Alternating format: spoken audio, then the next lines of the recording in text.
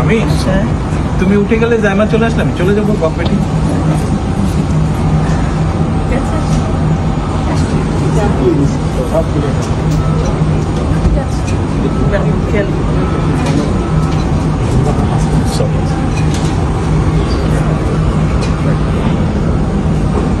আল্লাহ হাফেজ।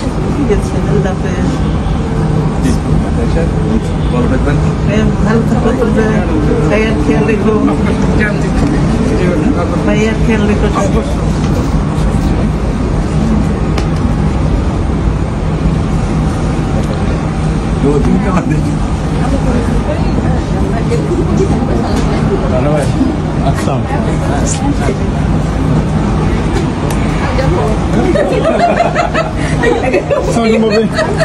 এখানে কি বিদায় হয়ে গেল?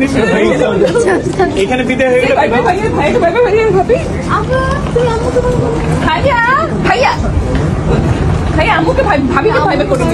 আম্মু আমাকে ছেড়ে চলে যাচ্ছে। শোনো, আমি এখনো পেছনে তো।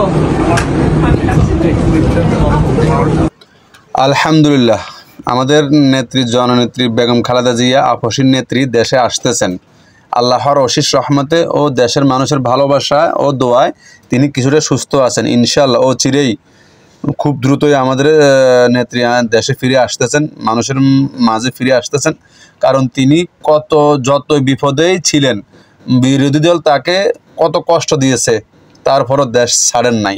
কিন্তু এখন তিনি একমাত্র চিকিৎসার জন্য দেশ ছেড়েছেন, না হয় জীবনও দেশ ছেড়ে যাইতেন না।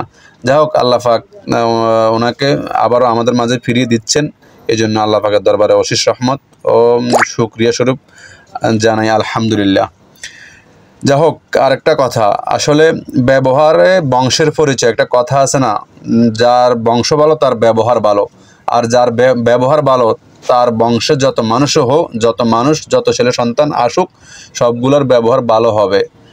যাই হোক, আসলে বুঝার জন্য বলতেছি, হিংসার জন্য না। বেগম খালেদা জিয়া আপসীর নেত্রী কখনোই দেশের মানুষকে ছেড়ে কোথাও যাওয়ার চিন্তা করেননি।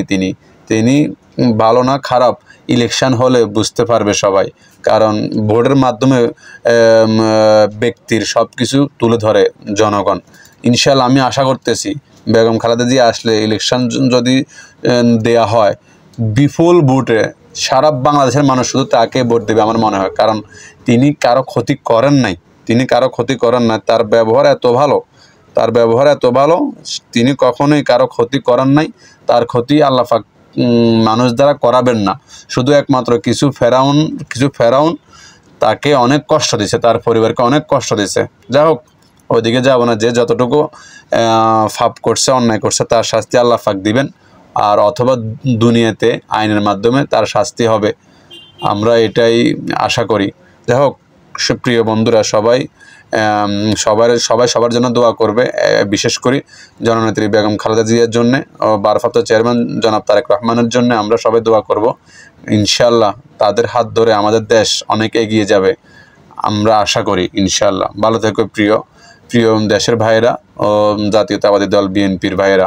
আল্লাহ হাফেজ। আসসালামু আলাইকুম রহমতুল্লাহি ওয়া বারাকাতুহু।